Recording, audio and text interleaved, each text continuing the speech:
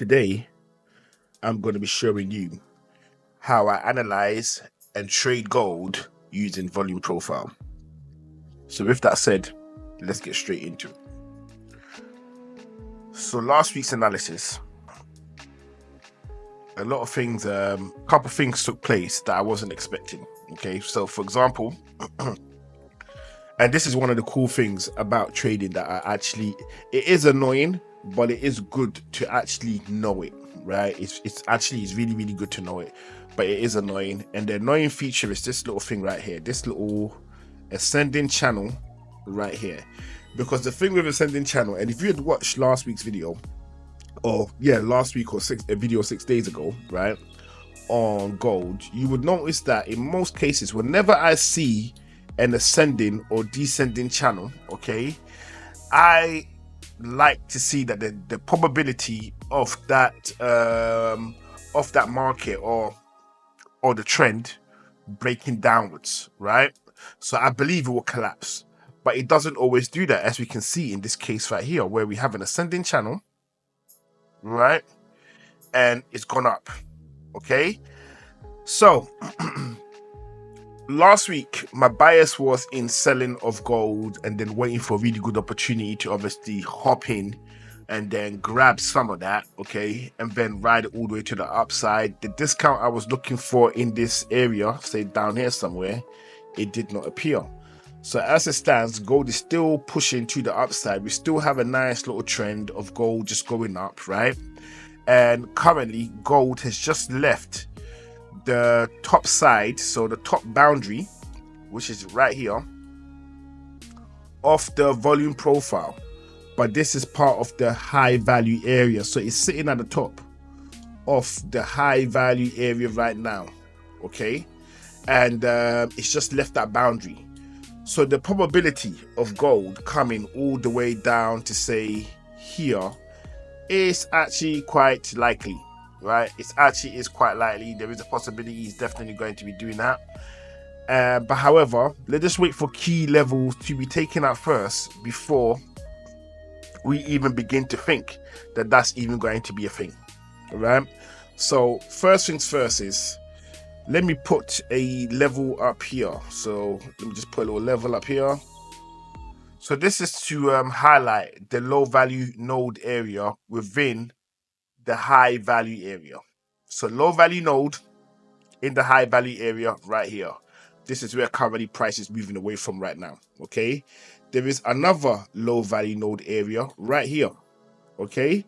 This is where price is currently interacting with right now in the making of this video.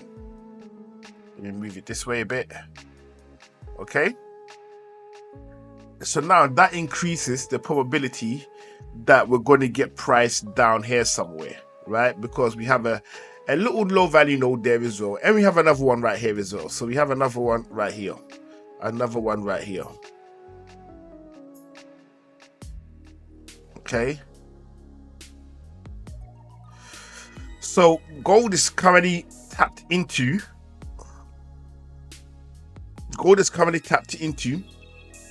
this low value node, which is currently sitting at, so let me just get the middle of it. Let's get the middle of it. So it's currently sitting at 3403.50, right? So that's just the middle of that zone right now.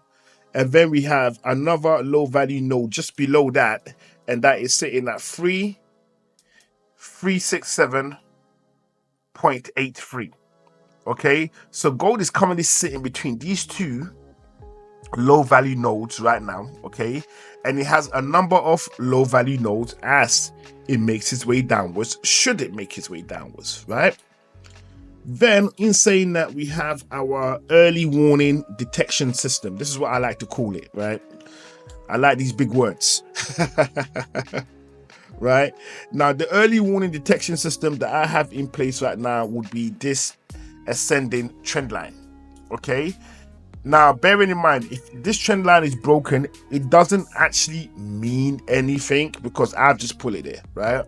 But what it does mean for me is that I need to be mindful of the fact that gold might be in the process of beginning to collapse, and then I might need to take some form of action, Okay, gold is one of my favorite assets I do like to trade. So this is just not purely analysis. This is like some of the stuff that I will be doing as soon as the opportunity presents itself for me to just lock in.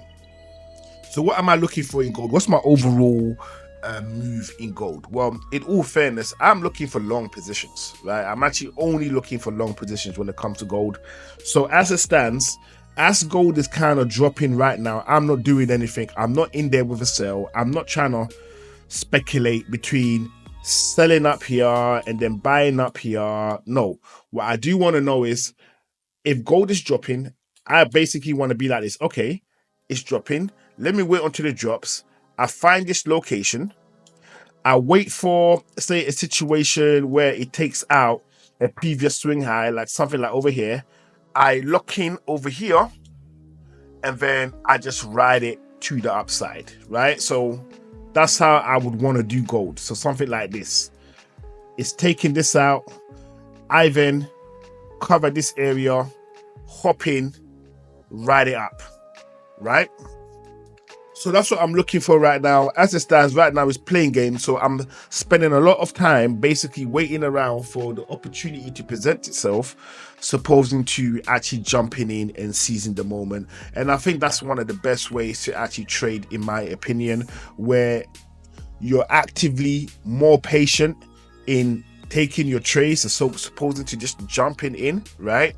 And the cool thing with gold is, believe it or not, it's one of the easiest assets to trade if you respect gold when you trade it. It's like gold and silver are the two easiest assets to trade, in my opinion, okay? But that's if you go in with respect. What do I mean by going with respect? You understand its true value, right? With everything that we use. So gold versus money, gold is more valuable than the money that we have in our pockets. Unfortunately, it is more valuable. Silver versus gold, silver versus our money. Silver is way more valuable than the money we have in our pocket. I'm afraid it's just that, the cold hard facts of reality, right? So if you're going to be trading it, the disrespect of gold, right, in my opinion, is when you're trying to short it. So you're like, okay, I'm shorting it, right? No, you don't ever want to do that. I've done that before, right? I've done that before, and in some cases I've been paid. But however, in the long run, I always lose. I always lose. And I don't think there is a trader alive that will tell you that if you are someone that is consistently shorting gold, unless if your technicals is that precise that you're able to do that, there is a high probability you're going to be more on the losing side than you're going to be on the winning side, right? So effectively, how I basically want to do business in gold is this. I'm looking for areas like this. Dips, dips, dips, dips. That's all I'm looking for. When it comes to gold and silver, that is my overall behavior pattern. I'm looking for dips. I'm looking for dips, right? And I'm just looking for dips, and I'm just looking to stack my way through. And then whenever it reaches a certain point and I want to take some capital out, I will close that trade. But there is other more running in the background. I am just looking to stack my way all the way through, right? I do the same thing with silver, and I do the same thing with gold. Oil is where the challenge comes in, and obviously currency is the casino, right? It's good practice, okay? And crypto is the hyper casino. Right there, anything can happen. You can make it really big, or you can lose it all, right? So that's how my approach is to the assets at the moment. So as it stands, oh, and apologies for the slithering. Like, my apologies. I have this cold. I don't even know if it's hay fever now, right? Because the weather down here is just insane, guys. I promise you. Unless you're in the UK, it's absolutely insane. Where we go from hot to not cold, but it's weird. It's a weird weather that we have, right? And then it goes back hot again. Like, it's just mad. Like, it's not consistent. So obviously you're going to play havoc with all of us. Hence why I'm sniveling a lot. So I think my cold that I've had for a couple of weeks now is now transformed into what could be hay fever, right? So I don't really going to go too much into details of my situation. So it's just that I sniveled. So I just wanted to apologize for that. So getting back on task. So as it stands right now, what we're going to do is we're going to mark out the key levels of interest in regards to what is currently happening now. So first things first is we're going to find the end of this week, which I believe is here somewhere. Right, yes. Right, so last week we can clearly see where the weekly low was and where the weekly high was, which is great. So we're just going to bring this back a bit. Right, and we're going to mark out. So let me get rid of these trend lines or this channel because it's completely useless now. And we can see that the weekly low was set for us on Monday morning or in the early hours of Monday, right? And that level is 3293.95. That was the weekly low. And then we had the weekly high that was set for us on the Friday.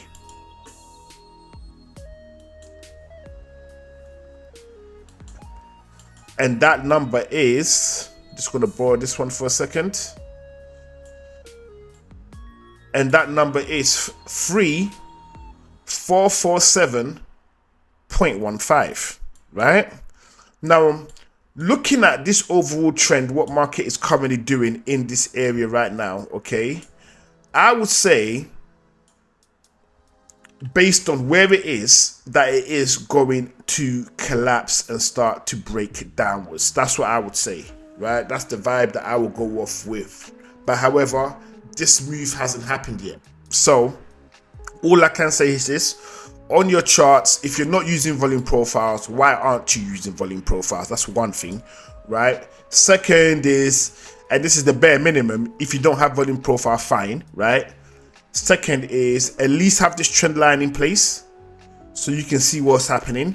And with this weekly low over here, that can actually help you in your decision in terms of if you're going to be shorting or if you're going to be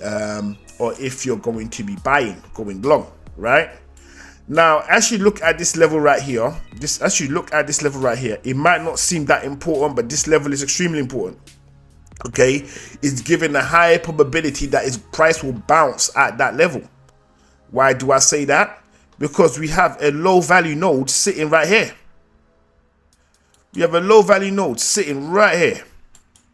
That's where that is. Okay, so we now know where the potential bounces is going to be, right?